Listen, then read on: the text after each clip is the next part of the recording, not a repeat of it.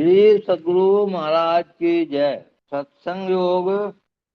श्री सद्गुरु महाराज की जय। महर्षि में सद्गुरु महाराज की वाणी। विषय है पिंड ब्रह्मांड की खोज। बंदो गुरुपद कंज कृपा सिंधु नर रूप हरि महामोह तम पुंज जासु वचन रवि कर निकल। प्यारे लोगों, जिसको अपने तय का ज्ञान नहीं है उसको दूसरे का भी ज्ञान नहीं होगा। जैसे गहरी नींद में सोए को अपने तय का ज्ञान नहीं है तो उसे दूसरे का भी ज्ञान नहीं होता। बुद्धिमान पुरुष अपने को खोज कर पाता है तो उसे दूसरे को भी ठीक ठीक खोज मिल जाती है। फिर दूसरी बात यह है कि यह जो जगत दिखाई पड़ता है, जो देवधारियों के रहने का स्थान मालूम होता है, यह क्या है? इसमें कुछ विशेष तत्व ऐसा है जो इसके अंदर के अंत तल पर अंदर अंदर है, उसको हम नहीं पहचान रहे हैं। बुद्धिमान इसको पता लगाना चाहते हैं और इसको यथार्थ पहचान लेने को उत्सुक होते हैं। अति प्राचीन काल में यह खोज और यह उत्सुकता मुनियों के हृदय में हुई और उन्होंने इसका पता लगाया। पहले विचार में, फिर प्रत्यक्षता की विधि में। इसका प्रत्यक्षानुभाव हो जाने पर उन्होंने दृढ़ता पूर्वक लोगों से कह दिया कि एक एक पिंड में जो जो व्यापक सार तत्व है, संसार में भी वही व्यापक है। अर्थात पिंड में जो सार तत्व व्यापक है वही ब्रह्मांड में भी व्यापक है। यह पता मनुष्य को ही लगा, दूसरे को नहीं, क्योंकि मनुष्य ही यह पता लगाने में योग्य है। इसका पता लगाने से क्या फल है? इसका पता जिन्होंने लगाया वे सांसारिक माइक चीजों से में संलग्न है। इस संलग्नता से संतुष्टि नहीं, शांति नहीं और सुख नहीं, परंतु जिनको पिंड ब्रह्मांड में व्यापक उस सार तत्व का पता लगा, उन्होंने कहा कि उस सार तत्व का पता लगते ही सांसारिक माइक वस्तुओं की संलग्नता छूट जाती है और कथित सार तत्व से उसकी संलग्नता हो जाती है। सब दुख छूट जाते हैं, फिर नीचे गिरना नहीं होता है। इस संसार के दुखों में जो कभी नहीं हुआ। यह शरीर पिंड कहलाता है, बाहर विश्व ब्रह्मांड है। पिंड ब्रह्मांड की खोज कोई पक्षी नहीं कर सकता या चार पैर वाला पशु नहीं कर सकता। जो स्थावर है, जो अपने से कहीं नहीं जा सकता, वह तो यह खोज कर ही नहीं सकता। जो जंगम है, उसमें किसी का कम किसी का विशेष ज्ञान है। स्थावर में इसके लिए ज्ञान है ही नहीं। जंगम प्राणी में भी मनुष्य ने अतिरिक्त दूसरा कोई पिंड ब्रह्मांड की खोज कर ही नहीं सकता। शरीर जब मृतक होता है तब उसे जला देते हैं। उसमें जो सार था वह कहीं चला गया। इस शरीर में जो अव्यक्त था उसे नहीं देखा, वह चला गया। इस संसार के अंदर भी सार है जो इंद्रियों के ज्ञान में नहीं आता, वह अव्यक्त है। शरीर में जो सार है और ब्रह्मांड में जो सार है, इन दोनों में कुछ अंतर है कि नहीं? कोई कहता है अंतर नहीं, एक ही है। यही शंकराचार्य का अद्वैत सिद्धांत है। दूसरा वह है जो कहता है कि पिंड ब्रह्मांड में व्यापक एक ही ईश्वर है, किंतु पिंड में ईश्वर के अतिरिक्त दूसरा और भी है, जिसे जीव कहते हैं। हमारे यहाँ ऐसे विचार ज्ञान को ही वेदांत दर्शन कहते हैं। इसके 6 आचार्यों ने 6 प्रकार के सिद्धांत बनाए: अद्वैत, द्वैत, विशिष्टाद्वैत, शुद्धाद्वैत, द्वैताद्वैत और त्रैत। एक श्रीमदादि शंकराचार्य का द्वैत, श्रीमदाचार्य का द्वैत, श्री रामानुजाचार्य का विशिष्टाद्वैत, वल्लभाचार्य का शुद्धाद्वैत, श्री निम्बिकाचार्य का द्वैताद्वैत और श्री दयानंद स्वामी का त्रैत। ये 6 विचार आज आपस में लड़ते हैं, परंतु ये सब मिलजुल कर एक सिद्धांत पर नहीं आए हैं। इनमें से एक एक के दूसरे दूसरे पर ऐसे ऐसे प्रश्न हैं जिनका पूर्ण समाधान कर देने के उत्तर नहीं मिलते हैं। एक कहता है कि माया देश काल के ज्ञान से अनादि है, किंतु उपज ज्ञान के सादी है, क्योंकि यह ब्रह्म से उपजी हुई है। इन सब चीजों को मैं छोड़ कर करके आगे बढ़ता हूँ, जो हम लोगों को पिंड ब्रह्मांड के विषय में बताएं। इंद्रियों के अलग होकर जो ज्ञान होना चाहिए वह ज्ञान तुमको नहीं है, इसलिए इंद्रियों से अलग होकर केवल आत्मा से देखो। संसार के रूप ज्ञान के लिए नेत्र है, घ्राण को ग्रहण करने के लिए नमक है, नाक है। जिसकी घ्राण शक्ति खराब हो गई है वह नेत्र से गंध ग्रहण नहीं कर सकता। एक एक विषय के लिए एक एक इंद्रिय हैं। उसी प्रकार तुम्हारे निज के लिए अर्थात आत्मा के लिए भी कोई विषय है। सब इंद्रियों को छोड़कर, मन बुद्धि को छोड़कर केवल तुम्हारा विषय परमात्मा है। वह परमात्मा आत्मगम्य है। आत्मा से उन्हें तब पहचानोगे जब इंद्रियों से छूट जाओगे। इंद्रियों से छूटने का उपाय सीखो। बाहर पर्वत पर जाओ या मक्का जाओ या पवित्र स्थान में जाओ या जगन्नाथ जी जाओ, कहीं जाओ इंद्रियां साथ रहेंगी। अपने अंदर चलो, पहले मोटी मोटी इंद्रियों से, फिर सूक्ष्म इंद्रियों से छूटोगे। जागृत में बाहर में इंद्रियों के संग रहते हो, स्वप्न में बाहर की इंद्रियां छूट जाती हैं। नाक से इत्र का फुआ रहने पर भी स्वप्न में उसकी सुगंध नहीं मालूम पड़ती। अपने अंदर में प्रवेश करो। श्रीमद् भागवत गीता में क्षेत्र क्षेत्रज्ञ विचार किया गया है। क्षेत्र मानो खेत और क्षेत्रज्ञ माने खेत को जानने वाला। आकाश, हवा, अनिल, जल, मिट्टी, अहंकार, बुद्धि, अव्यक्त 5 ज्ञानेन्द्रिया तथा 5 कर्मेंद्रिया, मन, रूप, रस, गंध, स्पर्श और शब्द, इच्छा, द्वेष, सुख, दुख, संघात, चेतना और धृति, इन 31 तत्वों के समुदाय को क्षेत्र कहते हैं। इच्छा, द्वेष, सुख, संघात, चेतना, धृत आदि कहते हैं। 32वां क्षेत्रज्ञ है। आप क्षेत्र नहीं है, क्षेत्रज्ञ हैं। आप क्षेत्र नहीं है, क्षेत्रज्ञ हैं। क्षेत्र के सब तत्वों से जीवात्मा का क्षेत्रज्ञ अलग हो जावे तो आप अकेले हो जाओगे। अब अकेले में जो पहचान हो वही परमात्मा है। इसके लिए बाहर में कहीं जाने से क्षेत्र से नहीं छूट पाओगे। स्वप्न में जाने से स्थूल शरीर और स्थूल इंद्रियां छूट जाती हैं। यह थोड़ा सा नमूना है कि अंतर्मुख होने से स्थूल शरीर और इंद्रियों से छूट सकते हो। इस प्रकार अंदर ही अंदर चलने से तुम सब शरीरों और इंद्रियों से छूटकर अकेले होकर रहोगे। तब तुम अपने को और परमात्मा को पहचानोगे। देह के सब अंगों को आंखों से देखते हो, किंतु आंख को देखने के लिए आंख ही है। वैसे ही परमात्मा को आत्मा से ही पहचानोगे। बाहर में बाहर से भीतर जाने में सब ख्यालों को छोड़ना होगा। इसके लिए अनेक पीढ़ियों के संस्कार की, दीर्घोद्योग की तथा दृढ़ ध्यानाभ्यास की अत्यंत आवश्यकता है। इसी शरीर में जैसा संस्कार बटोरोगे वैसा ही शरीर मिलेगा। मानवीय संस्कार मन में बैठाओगे तो मनुष्य शरीर मिलेगा। भजन में पूरे हो जाने से ईश्वर को प्राप्त कर लोगे। पूरा भजन नहीं होने पर फिर मनुष्य शरीर मिलेगा, क्योंकि भजन संस्कार को बढ़ाने वाला दूसरा शरीर नहीं है। यदि पाश्विक ख्याल का संस्कार हृदय में रखोगे तो पशु शरीर हो जाएगा। राजा भरत को हुआ था, उनको हरिण के बच्चे में प्रेम हो गया, इसी ख्याल से उनका शरीर छूट गया तो हरिण का शरीर मिला।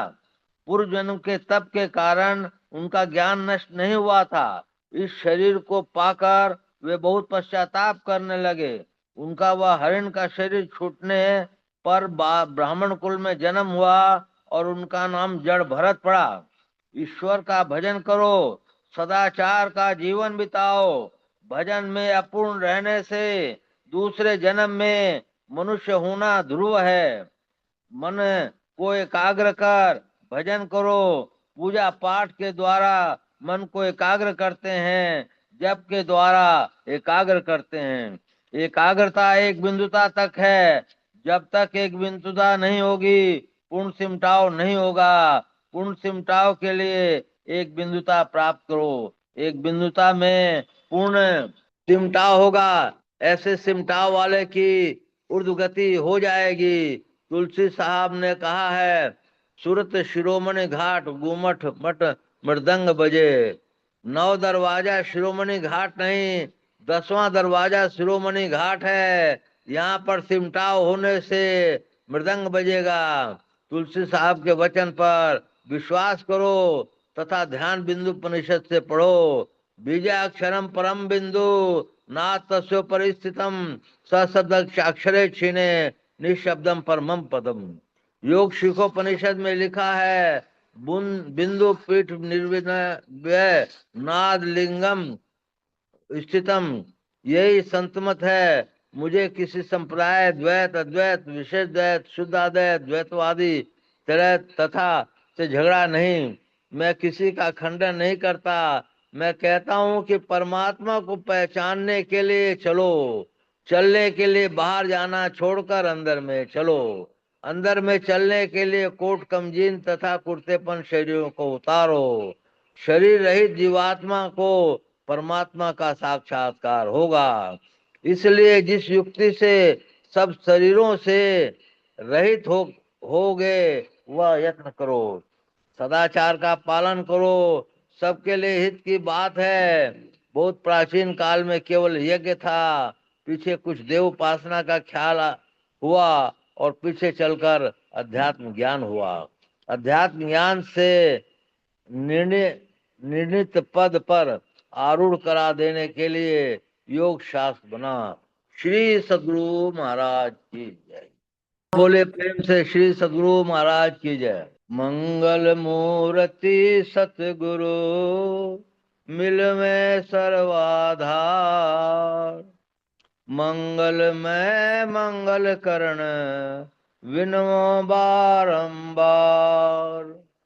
धन्य धन्य सदगुरु सुखद महिमा कही न जाय। जो कछु कहूँ तुमरी कृपा मोते कछु न बसाय। श्री सदगुरु महाराज की जय। पुनश्च सब धरती कागज करूं लेखन सब बन राय। 7 समुद्र की मसी करूं गुरु गुण लिखा न जाए। बोलिए प्रेम से श्री सद्गुरु महाराज की जय। अभी आप लोगों ने सुना कि ज्ञान दृष्टि 12 अंगुल दूर रखने से आपका परम गति हो जाती है। अभी फिर आप लोगों ने सुना पिंड ब्रह्मांड की खोज। एक दफे मैंने सुना था किसी बाबा का प्रवचन। ये 2 पन्नों की किताब है, इसमें 4 पृष्ठ हैं। 2 पन्ने की किताब में पहले में पिंड है और दूसरे में ब्रह्मांड है, और 4 पन्ने की किताब में उसका दूसरा मतलब ये भी है जो उन्होंने बताया था, ध्यान नहीं है। स्थूल भक्ति, सूक्ष्म भक्ति, सूक्ष्मतर भक्ति और सूक्ष्मतम भक्ति। हम लोग को भगवान ने इतनी बड़ी कृपा की है कि ये मनुष्य का शरीर दिया है। इसमें 9 दरवाजे में यमराज का राज रहता है और 10वें दरवाजे में यमराज का राज नहीं रहता है। भगवान ने ये दरवाजा गरीब अमीर सभी लोगों के मनुष्य में ये दरवाजा दिया है। इस दरवाजे को जानने की जरूरत है। जब कोई सदगुरु मिल जाते हैं तो ये दरवाजा बता दिया जाता है। इस दरवाजे पर दृढ़ ध्यानाभ्यास करने से आपको जो है प्रथम काला दरसता है, वही फिर श्वेत होता है। तो इसलिए इस दरवाजे पर अपने को टिका कर रखने की जरूरत है। इस दरवाजे पर टिका के रखने के लिए पहले मानस जप जो है बहुत दृढ़ता से करना पड़ेगा। मानस जप में आप जब पक्के हो जाते हैं तो मानस ध्यान भी दृढ़ता से करना पड़ेगा। और मानस ध्यान में भी जब पक्के हो जाते हैं तो दृष्टि साधन जो है कि क्रिया करनी पड़ेगी, जिसमें ये 10वां दरवाजा मिलता है। हम लोग को मानस जप को समझना चाहिए। मानस जप आप सब लोग करते ही हैं, लेकिन गुरु महाराज ने कहा है कि जो 2 मिनट भी एकाग्र होकर मानस जप करता है, मैं उसको बड़भागी मानता हूँ। इसलिए आप सोचिए कि 6 घंटा, 8 घंटा, 4 घंटा अगर जो आदमी मानस जप करता है तो वो कितना बड़ा भागी है।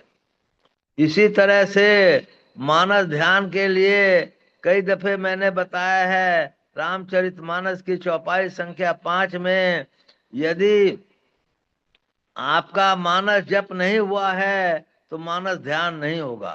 कितना ही प्रयत्न कर लीजिए, मानस ध्यान नहीं होगा।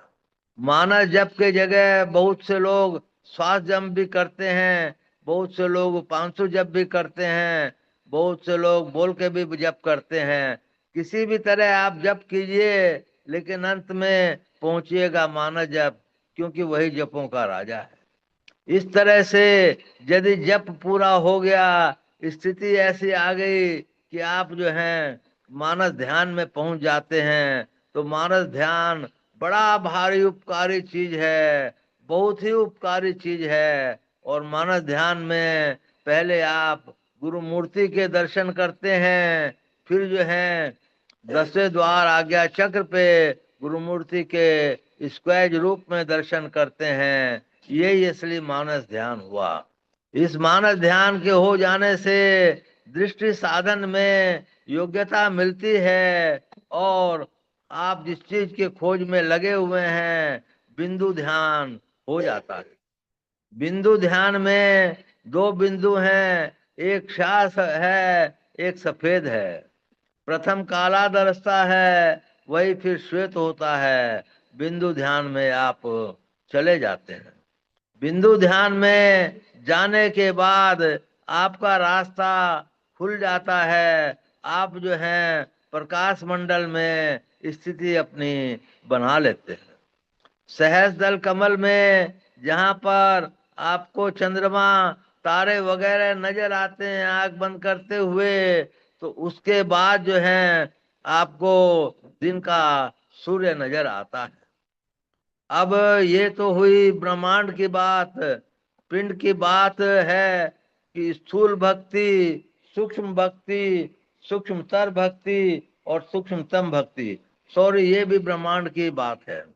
स्थूल भक्ति में आपका मानस जप और मानस ध्यान है। सूक्ष्म भक्ति में दृष्टि साधन की क्रिया है। सूक्ष्मतर भक्ति में विभिन्न प्रकार के नादों की साधना है। और सूक्ष्मतम भक्ति में सार शब्द की साधना है। इस तरह ये भक्ति 4 भागों में विभक्त हुई, परंतु एक एक सीढ़ी चढ़ कर करके ही उसका अंदाज लिया जाता है। अंदाज मतलब आगे बढ़ा जा सकता है। प्रत्येक सीढ़ी पर चढ़ने के लिए सदाचार का पालन, मतलब झूठ, चोरी, नशा, हिंसा, व्यभिचार, इनसे अलग रहना, और पवित्र भोजन करना, पवित्र स्थान पर बैठकर जप करना, दूसरों की मेरी समझ में कि भूल करके भी बुराई न देखना, अपनी तरफ बुराई देखना, तब धीरे धीरे माने सदाचारी हो पा, और काम, क्रोध, मद, लोभ, मात्सर्य, इन चीजों में कमी आएगी। जैसे जैसे जितने चीजों में कमी आती जाएगी, साधना में बल मिलता जाएगा। जैसे जैसे वो चीज बढ़ती जाएंगी, साधना घटती जाएगी। इसलिए ये भी उतना ही आवश्यक है। इसलिए समय बांट बांट कर हम लोगों को साधना में अवश्य ही बैठना चाहिए। तो अब मैं कह रहा था कि यदि दृष्टि योग जो है बनता है जिस भी व्यक्ति का, वो बड़भागी है, उसको मैं प्रणाम करता हूँ। और दृष्टि योग के बाद हम लोगों को जब हृदयाकाश में चंद्रमा और तारे वगैरह नजर आते हैं तो हम लोग सहज दल कमल में पहुंच जाते हैं। और सहज दल कमल के बाद त्रिकुटी है। त्रिकुटी में पहुंचने के लिए हम लोग को अपने आत्मा का सूर्य के दर्शन होने होते हैं। वो दर्शन यदि हो जाते हैं तो जिस ये बाहरी सूर्य, उस सूर्य के सामने जुगनू है, वो सूर्य यदि नजर आता है तो हम लोगों को माने बहुत कुछ नजर आता है। वो नजर आने से हम लोगों को सारी विद्याएं अपने आप ही पता चल जाती है। इसके बाद ये दूसरी सीढ़ी से मतलब हो जाती है। दूसरी सीढ़ी हो जाने के बाद ये जो है अनहद नाद की ध्वनि सुनाई पड़ती है, ये हमारी तीसरी सीढ़ी है। और अनहद नाद के बाद अनाहत नाद जो है सार शब्द सुनाई पड़ता है, ये चौथी सीढ़ी है। ये चौथी सीढ़ी में इसी को कैवल्य शरीर कहते हैं। और इसी के बाद हम लोग को भगवान से मिलना हो जाता है। कितनी चार लाइनों में बात कही गई, कितनी, लेकिन कितने जन्मों का काम है ये जरा सा विचारिए। तो पहले तो हम लोगों को मनुष्य शरीर जो है स्थापित करने के लिए दृढ़ करना पड़ेगा कि हमको मनुष्य शरीर मिले ही मिले। यदि मनुष्य शरीर मिलने में हम समर्थ हो गए तो योगी कुल में घर में जन्म हो वो मिले, ये बड़ी बात है। योगी कुल के घर में जन्म होना और मनुष्य शरीर के जो घर में जन्म होना, दोनों में फर्क जो बाबा लोगों ने बताया है वो आप लोग को बता रहा हूँ। योगी कुल में जन्म लेने का मतलब है आपने शरीर छोड़ा और तुरंत मनुष्य शरीर में जन्म दूसरा हो गया, ये योगी कुल हुआ। और मनुष्य शरीर ये हुआ कि आपने जो है शरीर छोड़ा और कुछ काल के बाद मनुष्य शरीर में आपका जन्म मिला। दोनों में ये फर्क है। मोक्ष में यही है कि आप जो है तुरंत जो है मोक्ष में चले गए, लेकिन अति दुर्लभ चीज है ये।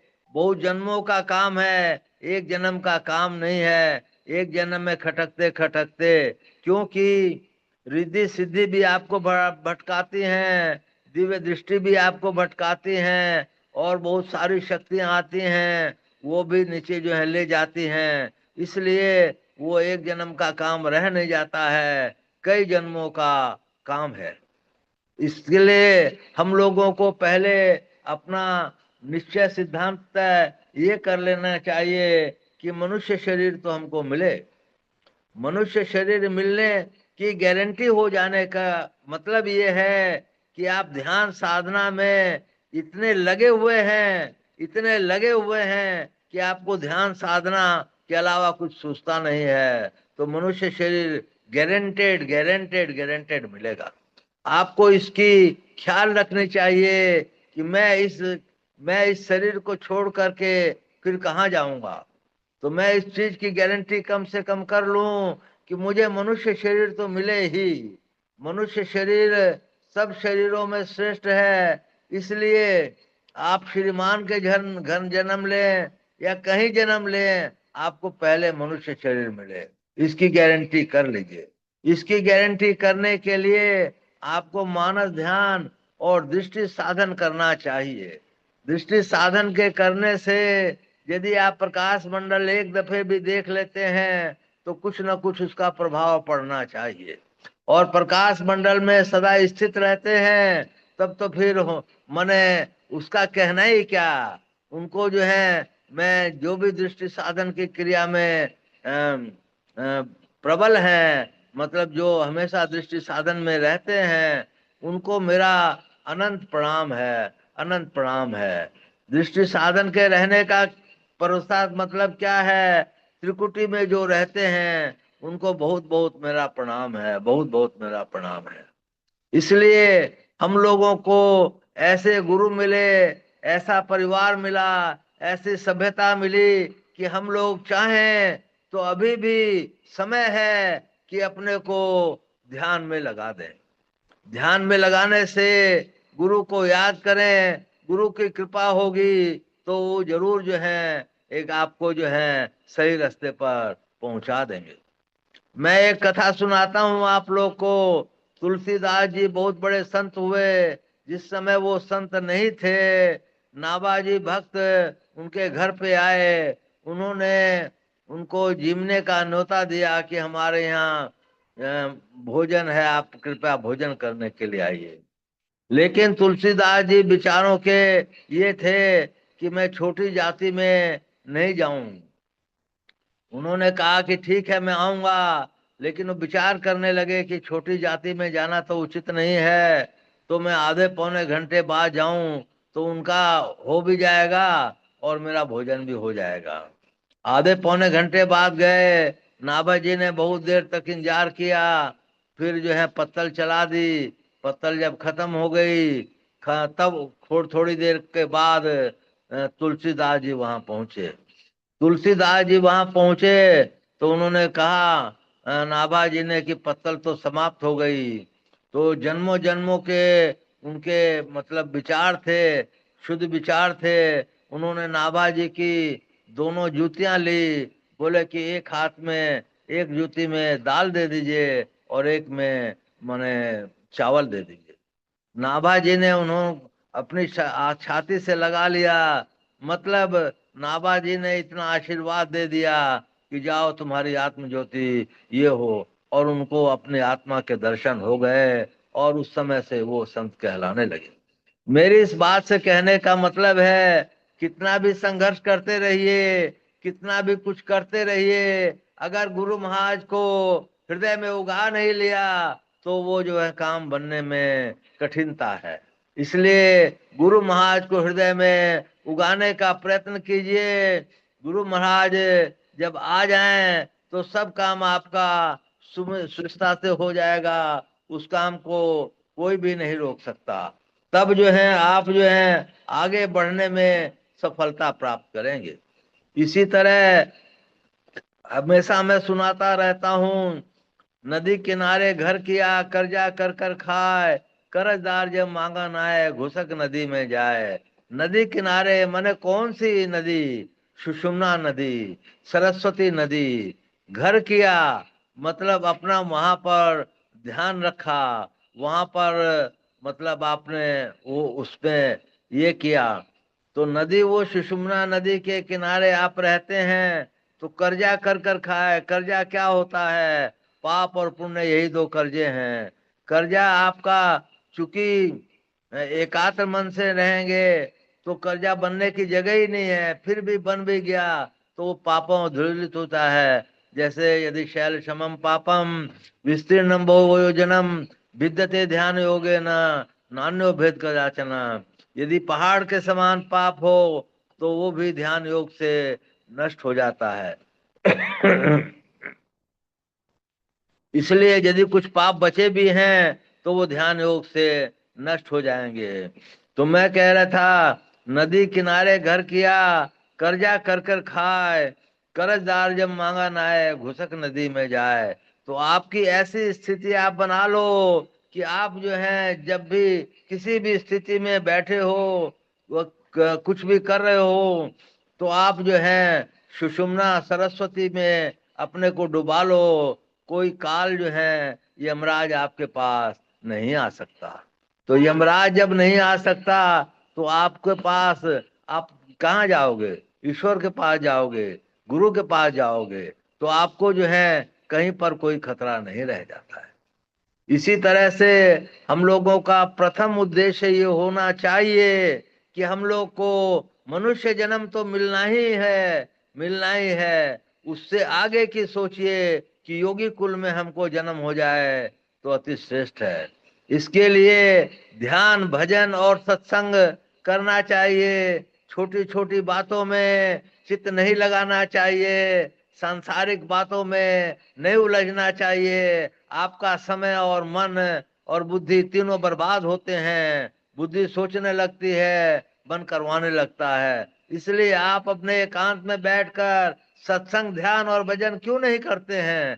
हमको कहने का ये अधिकार इसलिए नहीं है कि मैं भी तो नहीं करता हूँ।